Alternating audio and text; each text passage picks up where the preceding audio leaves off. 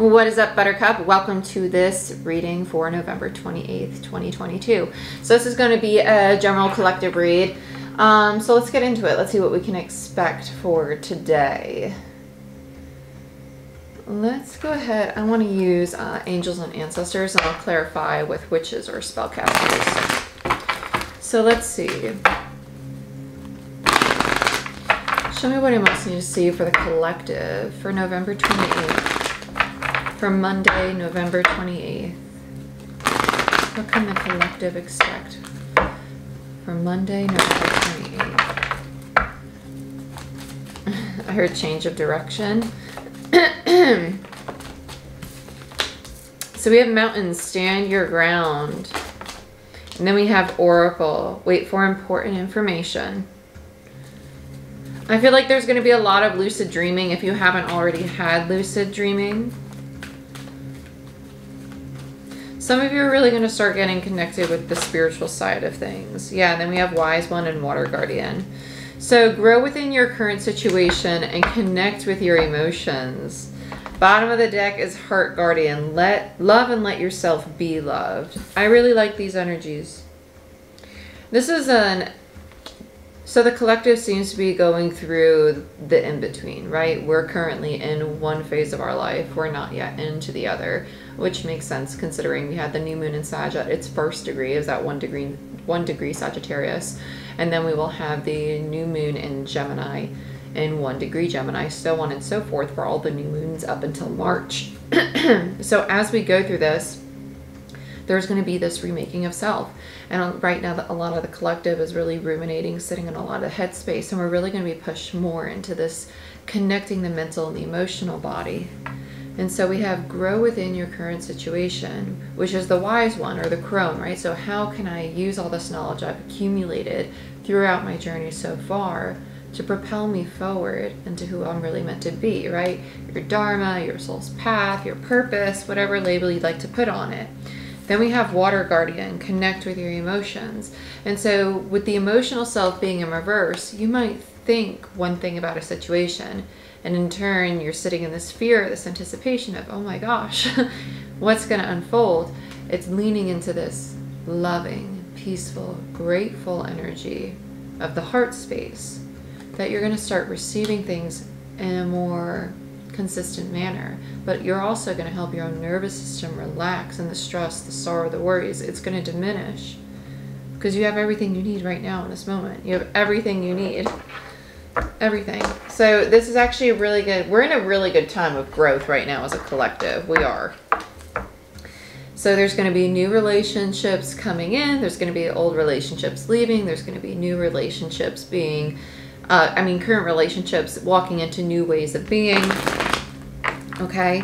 And the same goes for career, finances, and yourself, the relationship you have with yourself. So let's look at mountains, stand your ground. We have death, right? This very transformative energy. And this is that need to stay very grounded, very connected with the earth, right? And having a sense of gratitude is really going to help you do that. Grateful for the air that you breathe, the water you drink, the fire that keeps you warm, and is a very transformative energy, right? And then the earth, which is support, right? Which is stability. And so this is that transformation. This is a shedding of the old self. And they need to stay grounded in the core of your being, even though who you might have thought you were is now shedding. And that's okay. Let's look at Oracle, wait for important information. And this is where that lucid dreaming energy comes in. Yeah, so lucid dreaming, 7 of Cups, which is the dream space. 7 of Cups, which is Neptune energy. It's ruled by Pisces, and it's home in Pisces right now. So over the next few months, we are going to have a very active dream space. I'm not a big fan of dream journals. It's not that I'm a big fan of them. I just know I don't like to keep one. I like to wake up and just journal right away and journal like with gratitude. If you like dream journals because it helps you remember your dreams better, then that's what works for you. I just know I pretty much remember mine typically, so they're all up there. They're all stored. But for those of you who you don't remember your dreams that well yet, it will develop in time, but writing them down to start would be very helpful because at this time we're going to get a lot of insight in regards to what our soul's really wanting us to do, what direction we should really be moving in, what's really most going to benefit us. So this important information could be coming through lucid dreaming. It could be coming through signs and synchronicities, but the Seven of Cups also speaks to a developed intuition. It speaks to you raising your consciousness to another level and to allowing yourself to indulge in the unknown with a curiosity rather than a fear. Let's look at the Wise One. Grow within your current situation. The World in reverse, the Ace of Swords, the Eight of Swords, Nine of Cups, Six of Cups, all in reverse so far. Yep, Lovers in reverse and High Priestess in reverse. Okay, grow within your current situation. So there's a cycle closing. There's a cycle closing with the World here. I think a lot of people, this energy of feeling stuck is because they're realizing what self-sabotaging behavior they are perpetuating, right, in their own life. You might be staying in a situation that's just not good for you, and you know it, but this attachment to it is what's really creating the sabotaging behavior, which is stopping you from being in your truth, right? And the Eight of Swords is, I don't see it because I'm so bound by it. I'm so in love with it, that person, that situation. But intuitively, you know there's something about it that isn't sitting right with you and it needs to end. And the universe is saying, okay, now's the time to accept that ending, whether it be the end of the form it has taken or the end of it altogether. It's not aligned with your truth. And it also tells me that you're not fully seeing clearly how binding it is, right? Then we have the Nine of Cups with the Six of Cups. So this is a cyclic energy to me. The Six of Cups is, yes, it's soulmate connections, but it also represents the past. It could be parent to child, mentor to student, it's older to younger. It's also the card of karma for me as a reader. And karma doesn't necessarily mean good or bad, but it's just lessons. And with the Nine of Cups there, the Nine of Cups speaks that there's a lesson going on about you fulfilling your own emotional happiness, filling your own emotional wealth, like really digging that up and finding the ways to do that. So today is going to be a really great day to follow the things that emotionally really serve you to your highest good, right? That really light you up, that you're not doing because you feel obligated, or you're not doing because if you don't do it, you're going to feel guilty for not meeting somebody else's needs. What about meeting your own? Between the Nine and the Six is the Three of Cups. This definitely has to do with relationships, because the Three of Cups is our soul tribe. It's friends, it's family, it's very close dynamics that we would consider, these are my people. So there's something here that you're questioning, is this really my person or is this an attachment? Lovers in reverse and the High Priestess, your higher self's very much just screaming like, yes, it's a divine connection, but it is imbalanced and there is attachment there.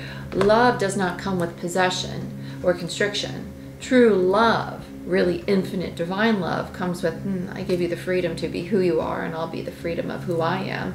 And if giving you that freedom means allowing you to walk away and explore other situations, people, experiences, studies in your life, go ahead. I don't possess you. I just love you and want what's best for you. Okay? Love is a very free feeling. It's not a possessive feeling. Let's look at Water Guardian. Connect with your emotions. So this is where we're going to see like the issue, as we would probably say it, but it's more so like this is the block, right? This is what the struggle is. Five of Wands, the drama, the Nine of Wands, and Judgment, so the soul's call, and the Knight of Cups. Okay, so whatever it is. So the five of Wands is, it's not just drama, but it is this energy of like determination, of like really wanting to go for something. And the Nine of Wands next to it tells me that there's this, it's almost like, I don't want to do it. I don't want to keep fighting for it. Like, why am I doing this? And between the Nine and the Five is a Four of Wands in reverse, right? And with that Four of Wands in reverse, it's almost like there is the opportunity for stability if you put in, I don't want to say if you put in the effort, because I know with the Five of Wands there, a good chunk of the collective has, but it's like this energy of burnout.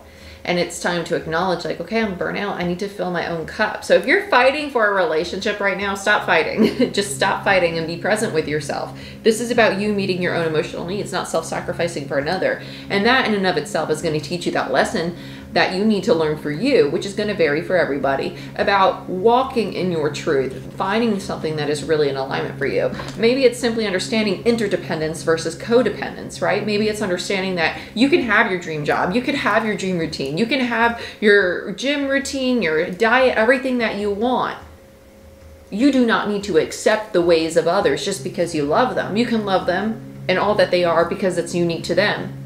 But you and what's unique to you is what builds up you.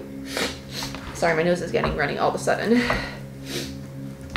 Let's look at Heart Guardian. Love and let yourself be loved.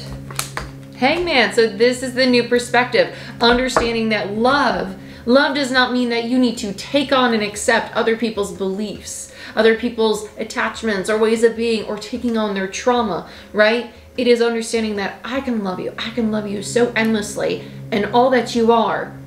But that doesn't mean I need to drop everything in this moment and come be there for you and sacrifice the important things for me. That's like somebody calling me, asking me for help right now, when it's really important to me and my purpose and my movement forward and my goals to do my work. This is fulfilling to me, right? That's not selfish.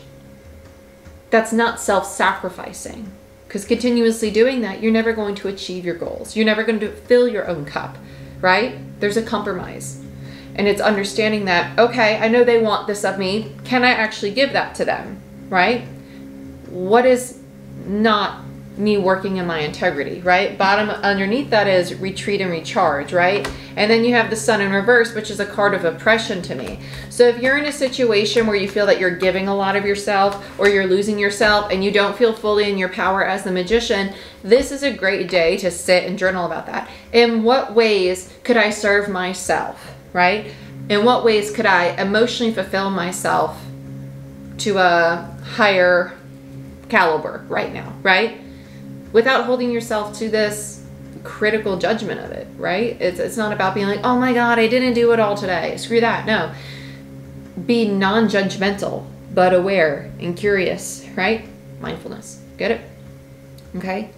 But let's get an overall energy for the collective now. So this is for November 28th. Let's pull some final, let's do Wisdom of the Oracle. This is a great closeout deck. This is what I do the daily, the weekly card pulls on Patreon with. Let's see. So we have Milk and Honey. And by the book. Oh, I love this so much. I love this so much. Where's the book? I'll actually read these to you because the way that these two cards are worded are amazing. 51, Milk and Honey, is about you basically have everything that you want, right? You have everything you want. Everything's at your disposal. Life is full of sweetness, right? It's beautiful. And by the book is almost like understanding that you don't need to do things by the book. You don't have to do things the way that other people want you to just because you love them. Okay, so let's read this.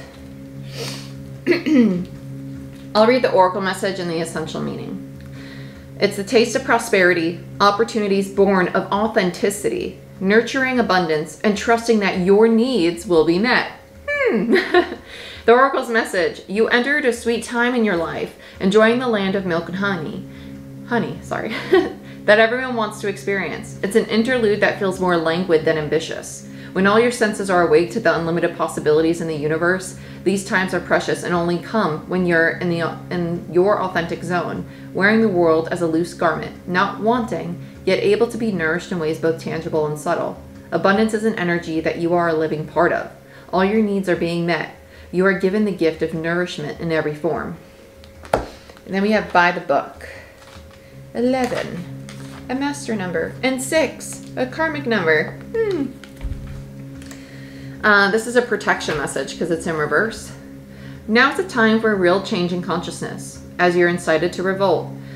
Challenge the structures that are limiting authentic progress. It is not enough to rebel in small ways. This is a call to revolution. Focus on what you really want to achieve, regardless of whether it feels so far outside the box that the established order may reject it. Genius, invention, and transformation are rarely comfortable and less likely to be accepted by the mainstream. It may be time for you to say no to the way of your group. Take a stand and make real changes. It could be that the structure of your inner world is alerting you to the need for a complete overhaul. This is a time for transformation, so let go of the fear of change. Your intuition will lead you through the darkness. There's no turning back now. Trust that the light will dawn. Epiphanies will surely lead to miracles. Beautiful. Okay, my dear, this is what I have for you. I hope you guys enjoyed this reading. If you want a personal reading or a Reiki session, go ahead, book it down below. And like, share, subscribe. Give this video a thumbs up. It helps the channel grow and I greatly appreciate it. And I'll see you all next time.